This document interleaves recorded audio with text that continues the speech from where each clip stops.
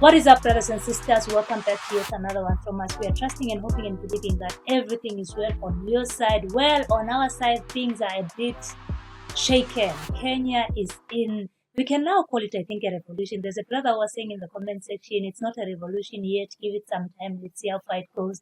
But the way it is going in Kenya, we are officially calling it a revolution. Well, you will let us know from your own analysis what you can call it. But Kenyans, young Kenyans have stood up against corruption, against a finance bill that has recently been passed. Or can we call it passed?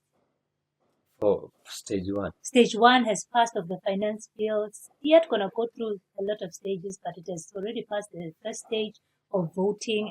Members of parliament have voted yes for the financial bill, and I think we explained it in our previous video. If you'd love to hear more about it, you can also check out our previous video on what is currently happening in Kenya. And there's a lot of information everywhere, guys. It's just a financial bill that is here to oppress and suppress the Kenyan people in all walks of life, whether rich, whether poor. Everybody's going to feel the effects of this financial bill. It's something that it's just clear that somebody has a hand in it. It's the Western powers. A lot of Kenyans are blaming it on IMF, on World Bank. Well, we had Kenyan President William Ruto saying that I work for the IMF, was it IMF or World Bank? The World Bank president. He said it himself, I work for this guy. So when we see bills like this coming up and somebody said they work for the World Bank president, to us it says, indeed, this is not a Kenyan bill that is here to help improve the lives of Kenyans. Young people, Gen Z, millennials,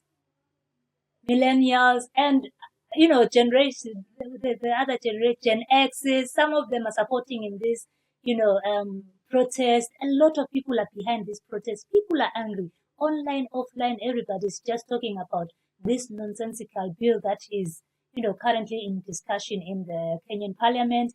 And I think it has sparked a lot of debate concerning even issues of corruption, issues of how the president has been in and out of the country when people are suffering, the kind of expensive clothes that they wear, wristwatches worth 6 million Kenya shillings.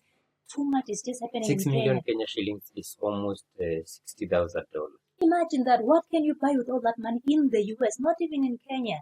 There's a time he hired a private jet worth 280 million Kenya shillings. That's like something almost 300,000 Kenya shillings. What am I even saying? Almost 300 million Kenya shillings, 220 something million Kenya shillings. That is in the 20 whatever thousands. It's like $3 million. Yes. And now imagine that. And that is why a lot of people are so angry about this bill, because this bill aims at suppressing people, collecting more taxes. But the problem is, even with all this, we don't see it. On Thursday last week, we saw the members of parliament or members of National Assembly voting for this bill. They voted, 204 voted yes, I think 158 voted no. And some of those who voted no came out and said those who voted yes had been paid about 2 million Kenyan shillings each. That is about $20,000 each. That's about 408 million Kenyan shillings. We call it $40 million. So in one day, the president spent 408,000 or 400 to bribe the MPs to pass this bill. Let's just say it in Kenya shillings so that people see how much. Million. And the million is indeed million. When you hear million, you can say it's probably like what they call you can buy, Tanzanian money. It's a lot of money. With 1 million Kenya shillings, you can buy land, like an acre of land. That is a lot of money in the struggle in Kenya. So the question is, why does it go to that extent? Because these are the members of National Assembly revealing that. Why does it go to that extent that you are paying people to pass it? Another thing is, when they were passing, guys, you saw in our videos that members of the Congress of the US were in that parliament. Making sure. And they met the next day in State House. What was happening? What were they doing in our parliament? Another thing is, we have not seen anything with all this money. Like last year, they collected a lot of money. Now they want to collect, I think, 2.1 billion Kenya shillings. We are not seeing anything. The only thing that we are seeing is the president using, I think, 84 billion to travel around the world. Do you know how much that can help the people of Kenya? And in this bill, they're even taxing cancer treatment. Do you know how many people are suffering because they cannot afford it? It's crazy, and the young people of Kenya are saying, no, we cannot allow this, because these people are living an extravagant life. Right now, most of them are so arrogant, even the way they reply, saying these are kids, they don't understand. You're calling someone with, I think, about 26, 27 years, that is Gen Z, not forgetting that we have millennials who are over 30 years in this. A kid that is 24. Yeah, that is somebody with kids. With children. 2, 3, 4 kids. You are calling them children and you are telling them they don't understand. But guys, there's one thing that you need to understand. This is a whole different thing. It's a protest without violence. The violence is coming from the police. It's a protest that doesn't have leaders. It's only young people coming together on Twitter, on TikTok, on Facebook, and saying, we are meeting tomorrow. People, people creating posters of different small towns, different villages. We are going to do this, and just releasing it, and everybody says, yes, this is what we are going to follow. There's no leader. And since Friday, they've been abducting young people. They've been abducting young people so that they can know who the leader is. Nobody can There's tell. No leader. There's no leader. They abduct, they fight, that is not the leader. They release, they abduct another one. And when you abduct, because there's no leader, it keeps on growing. Yeah. And tomorrow, there's the mother of all protests. Like Kenya has stopped. 25 June 2024. The schools have closed. Some people are starting today. Others will be starting tomorrow. And it will be crazy because there's an international event happening in Nairobi from tomorrow, Tuesday to Thursday. Will it even happen? You see, this is what we've been waiting for. Let me not lie, guys. You've been telling us that the president of Kenya is a Western puppet. You've been saying we lost it and all that. You've been seeing him going around the Western countries and all that. And it's clear that every young Kenyan knew this. Every young Kenyan knew this. The problem is our Gen X and our boomers, like our parents. Yeah. They're still, okay, most of them, I would say, now we are continually changing them. But now with the issue of land, one of the issues that has sparked a lot of debate is the fact that freehold land in Kenya will now be taxed. Freehold land. You now have to pay annual taxes. That is freehold land that is close to an urban center. The problem is, what is an urban center? I mean, in the Constitution, it's even a small market, you see? And even a small market. Like everybody's within an urban center. I mean, everybody's within somewhere they can do some small business. And the good thing that I've liked about this protest is that Africa is moving away from tribalistic protests, religious affiliations. I don't know what. This one is led by. On Sunday there was invade the church, occupy the church.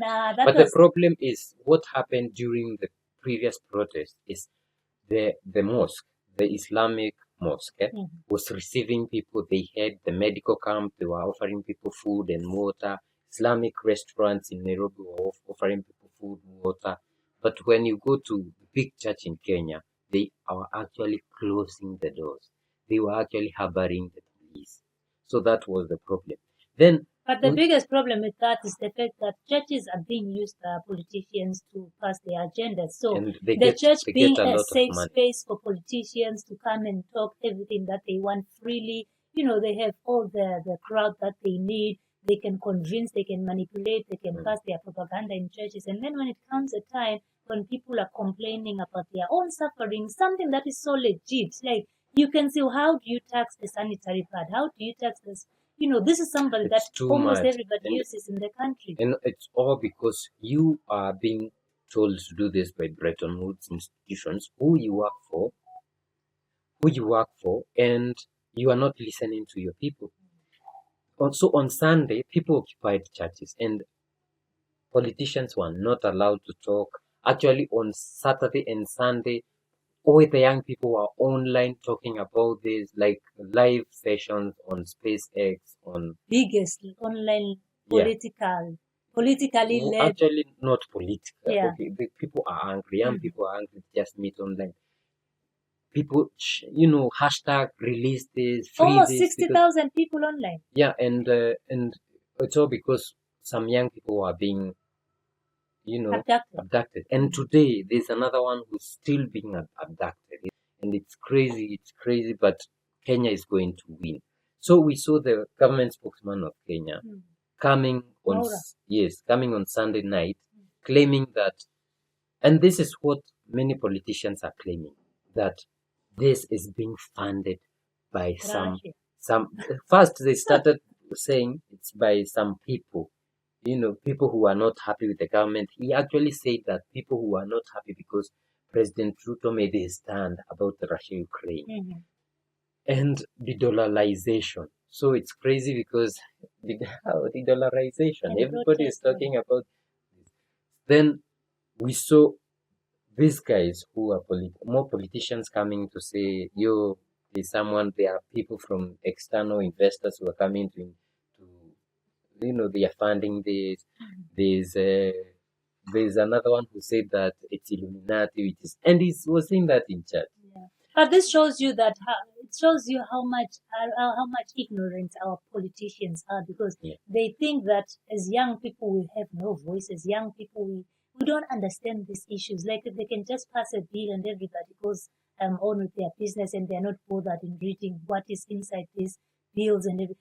The thing that I'm excited about with these Kenyan young people is that people are explaining every bit and detail in their mother tongues, in every language that Kenyans understand. Even sign language, there's an interpretation so that everybody understands. It's an era where information is easy to access.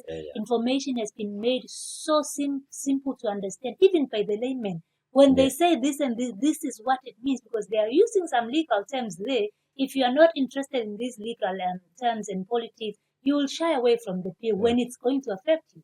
So they are doctors who have come together to help people. They are part of this revolution. We have lawyers who are part of this revolution, and more professionalisms are coming. More professionals are coming. This is a very well organized, although there's not one leader who is standing and saying, I'm leading this, although there's been an attempt by the other side, the government, to impose a leader on the revolution, but it's not happening. But why do you think that is so? It's because in the past they've been used to getting a leader from the opposition and bribing them and making them keep quiet, and everything just goes back to how it has always been. This time around, it's a difficult one to crack. Yes, so that's how it's been. We are hoping that people will be listened. That is all we need anyway. Yeah, that's what we need. And we need these people we need to stop corruption. Corruption is an eyesore because people are suffering in Kenya. People are suffering in the, villages. Like people bought fertilizer only to realize that it was stones. And this was being sold by the government. Nobody was taken to jail for that. You find some people are giving out like 20 million Kenya shillings in churches, like it's peanuts. You see, nobody asks where they get that money from. Others buy expensive vehicles, cars which are 2024. In Kenya, getting such a car, it's crazy. You have a lot of money, and you are not even getting paid such. You see many of them having billboards on the roads. One billboard would go between 200,000 Kenya shillings and 1 million or more. And you find someone with like 10 big billboards with the face saying Happy Easter. Christmas. And the people are suffering. Children are not going to school. The schools are, you don't want even to see a school in Kenya, a public school. They don't have desks. They are sitting, they are reading in tents. Even the police officers that are busy beating people, the kind of housing they are living in, the salaries that they receive. And let us give credit to our AES countries. You can look at this as something very small, but The AES has given Africa a model, and it's just a matter of time before everybody just the whole of African youth will be like, nah, man, Traore has shown us the way. As in Mikoit Abdurrahman are doing these things. These guys are always in army uniform. Have you ever seen Traore in his and just once in that in the Tabasco? Yeah, just that once.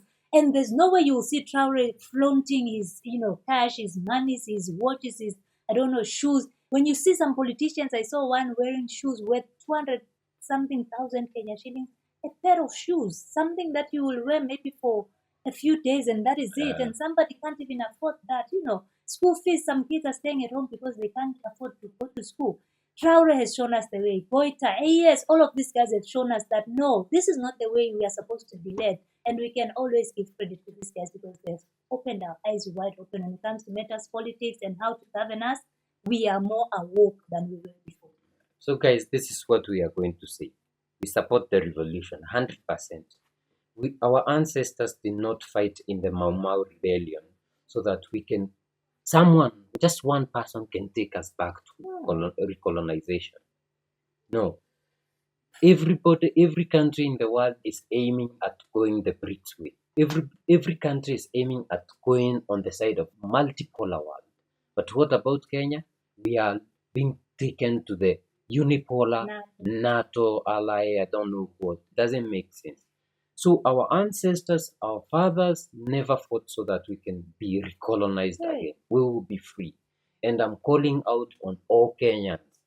Fight. In the diaspora, fight in the country, wherever you are. And for you guys who are our subscribers out there, support the revolution, whether online or offline. Go to Twitter, just tweet, reject finance bill. Yeah. You find a lot of people and ways in which you can support. Guys, let us know what you think about what is currently happening in Kenya and the rest of Africa. This is the beginning. In East Africa, Kenya has started. Thank you for Viva Kenya. Viva, South Africa, we are viva. hoping that you wake up from this. And a lot of you have come for us, but we are hoping that you wake up from this DA. What is about to happen in South Africa? You'll regret if you don't But take action. You learn from Kenya. Viva Kenya, viva, viva. EFF has talked something about supporting the revolution. Viva EFF. We are not going to fail you. If you'd love to support us, we have a Buy Me a Coffee link in the comment section down below. Please click on that. One coffee is $5. You can pass one. Then we will appreciate you. See you in the next one. Bye.